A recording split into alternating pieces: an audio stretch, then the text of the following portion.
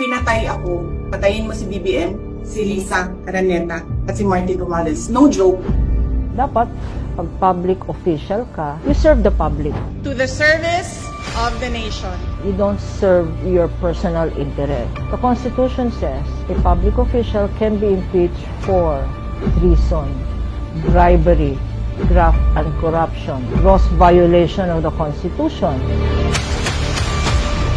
Baliw itong taong to. Tinitrete ng presidente, ang first lady, ang speaker of the house. You're the highest elected lawyer. You know what a threat is.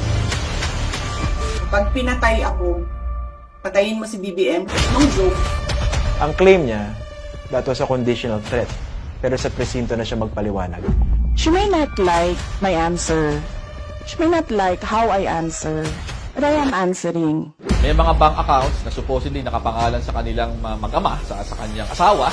Pero kung napakalaki at hindi nyo mapapaliwanag kung paano kayo nakakuha ng ganong kalaking pera o ganong kadaming ari-arian, pwede maging batayan yon para sa impeachment.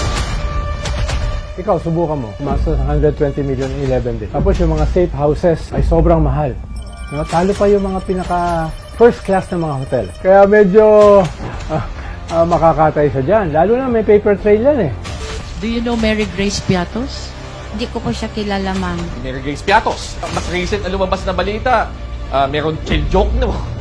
May mga kapangalan ng mga senador, di ba? Clarice Contiveros, mga ganyan. Kung hindi pala totoong tao yung sinasabi niyang tumanggap, saan napunta ang pera?